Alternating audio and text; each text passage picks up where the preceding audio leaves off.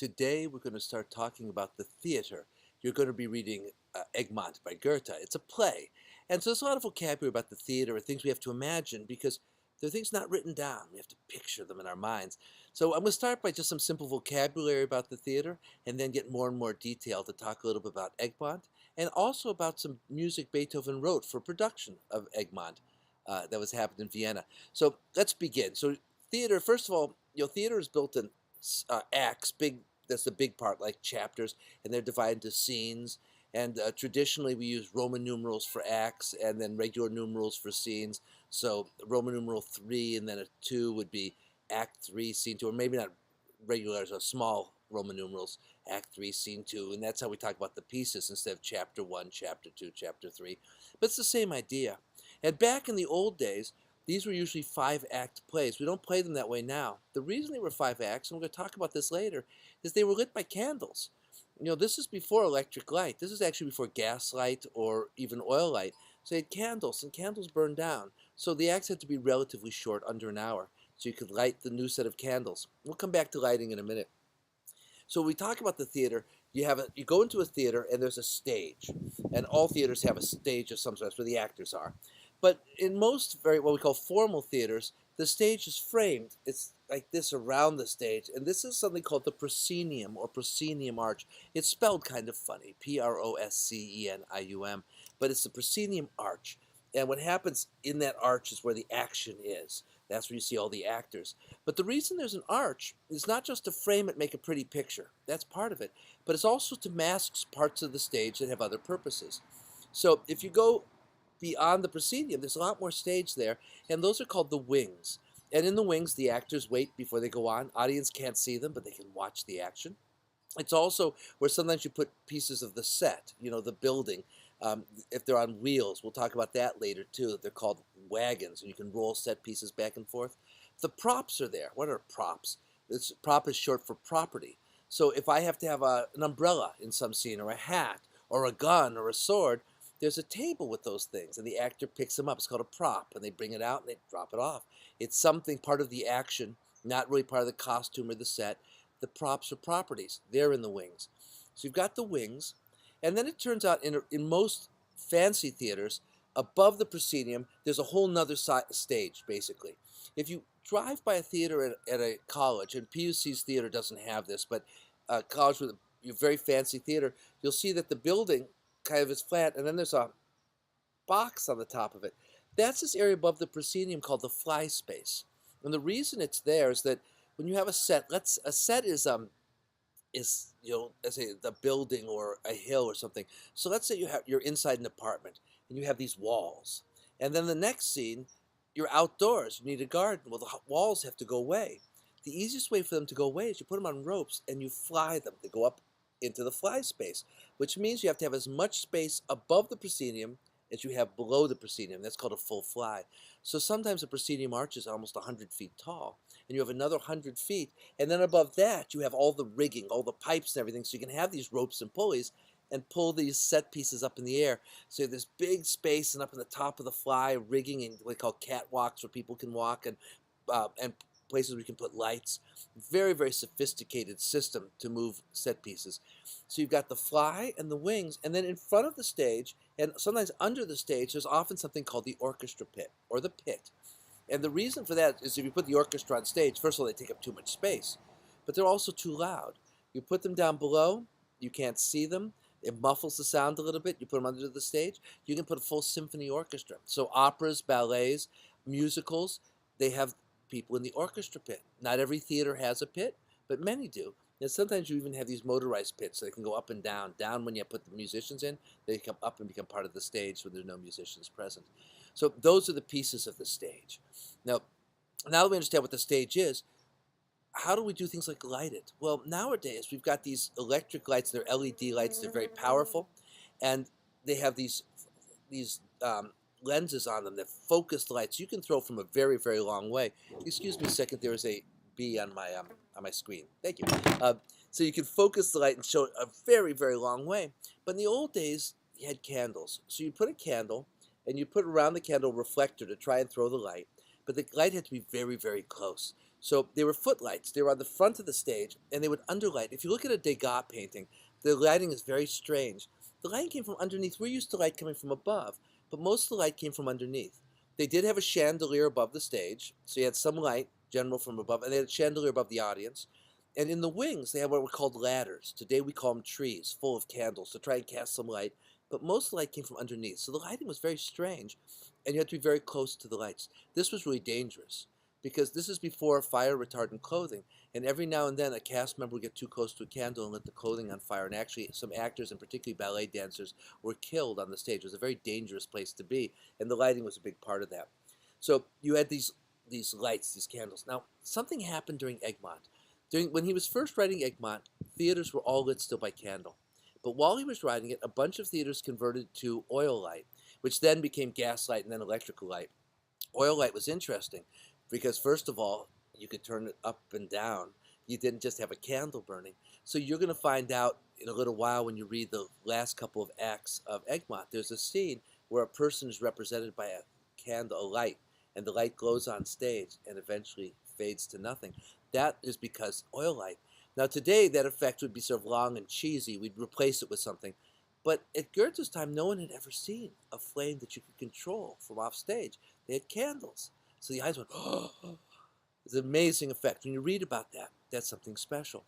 So then let's talk about the sets. So sets are, they can be anything from what looks like a mountain to a wall with doors, windows. Set pieces don't have to be light. You have to fly them, or say they can be on wagons. You can put them on wheels and send them away.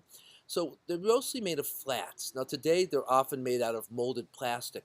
But the old-fashioned way, which is still used in community theaters today, is you take a very light wood and you make a frame, and then you stretch muslin so tight over that frame that it doesn't make any, that it can't move. It's very, very tight. And then you paint it. And if you're a good enough painter, you can make it look like rock, like brick, like stucco, like grass. It's amazing what you can do. And then these lightweight flats can just fly away or be on wheels and roll away. They can be picked up and carried. So it means you can change scenes in a very, very short amount of time. A minute or 2 minutes, not zero time, but a very short amount of time. So now what's interesting about that is this muslin that they paint is opaque. But they have another material called scrim. And this is a very loose weave, and I mean very loose. 1, 2, 3 strands per inch, something like that. Very, very loose weave. What's odd about scrim material is when you light it from the front, it will reflect enough light to be opaque. And you can even paint it. But if you light it from the back, it becomes transparent. You'll notice that there's a scene in the prison in the ending of Egmont where a wall suddenly disappears and he has a vision of liberty. This is almost certainly scrim material. And although scrims existed well before this time, the ability to have a light come on behind it and make it turn invisible, that was brand new, just like the light for the person. So this is an effect that we see in the theater all the time. If you go to theater now, you see this all the time where something suddenly becomes transparent. And even now we go, oh, but at this point it had never been seen before. So these were magical effects that Goethe is using. This is the real art of the theater. So much of it's visual and so much has got to do with magic. Now that we've talked about what goes into the theater and what Goethe did, we now can talk about something called incidental music. If you go to a movie, there's a movie score. It helps to heighten the emotions, exciting scenes. If you have a march, you have to have a march scene. Sometimes they throw a song in. Oftentimes they put songs in hoping they'll become hits. They put these, even in non-musicals, they'll have songs. In my day, it was during Butch Cassidy and the Sundance Kid. Suddenly raindrops keep falling on my head. It became a top 40 hit. It was a song stuck in the middle of a straight movie. Well, old plays were the same. You had to have music for a lot of reasons. If it took a minute to change the scene, you needed a minute of music to cover the scene change. You had to cover it somehow. If you had a scene that was intense emotion, you would want music underneath the dialogue. This was called melodrama. In those days, we call it underscoring today. If you had soldiers marching, you'd probably write a march and have music go. So there's lots of reasons for music. And in Goethe's Egmont, there are 2 songs. There is a scene with this candle, this light that goes out, and then there's this vision of liberty. And then there are scene changes. So there's a lot of opportunity for music. You also usually have an overture in the old days to get people quiet, and then a mini overture between each act that was called an entr'acte to remind people the show was starting again. And so Beethoven, for a production of Egmont, Goethe wasn't involved in this production, it was in Vienna, he wrote a bunch of music. most of which is not particularly good. The overture is a standard concert piece. You should feel free to listen to it. And then there's also music for this light scene and music for the ending scene with the picture of liberty. And those pieces of music are really quite powerful. And if I were you and reading the play, I would play the music when you came there and get a sense of what this might have been like, and real sort of imagine or visualize the music. We're mostly going to be talking about the play, but it doesn't hurt to look at the music, and also to know that Beethoven wrote music for Goethe. That even though they were very different people in some ways, they had a shared sensibility, and Beethoven liked the play very much. Now let's talk about the play. You're about to read this play, Egmont. It's actually a history. That is to say that it's built on historical facts. It doesn't mean it's historically accurate. And so the main character is a guy named Egmont. So let me set the picture. Remember, we're in the Holy Roman Empire. In Beethoven and Goethe's time, the capital was in Vienna. But the capital moved as different people became emperor. And so before this, quite a bit before this, the center of the empire was Spain. And they had most of Europe, including the Netherlands. Netherlands, or what we call Holland, is a part of the Netherlands, that area up in the north. The Netherlands was always kind of independent. First of all, Spain was a very absolute monarchy. It was also Catholic. The Inquisition was there. It was very dissent was not allowed. On the other hand, the Netherlands was mostly Protestant. It had a lot of democratic ideals. Instead of people being serfs, there were an awful lot of free tradesmen and that kind of thing, sort of democratic ideals. And it had its own nobility that were a little bit looser than the Spanish nobility. Well, at the time that Egmont was living, he had actually fought on behalf of the Spanish and had been knighted, what's called, I think, the Order of the Fleece. It's a very, very important title. So he thought that he was a patriot to Spain and very important. But he also was still pushing this idea of an independent Netherlands. The Netherlands were being controlled by Margaret, who was the governor. She was, I think, the half-sister of the King of Spain. And then he sent another guy to run the Netherlands who was hardcore. Well, Egmont was in league with a guy named William of Orange. Now, William of Orange, his family eventually became King and Queen of England. When you hear about King William and Mary, King William and Queen Mary, they were the Oranges. That was the line who were running the Netherlands, who eventually became the royal family of England. Well, this is, I think, a grandfather. But William of Orange and Egmont were sort of supporting an independent Netherlands. And when this new governor showed up, he arrested Egmont. William of Orange disappears. Egmont is executed, and then Orange uses that as an excuse to create a revolution, and that revolution, in fact, wins independence for a large part of the Netherlands. So it's sort of a play or a story about throwing off the oppressor, democracy, independence. It's also a story of sacrifice, but it's also a story of people who are not perfect people.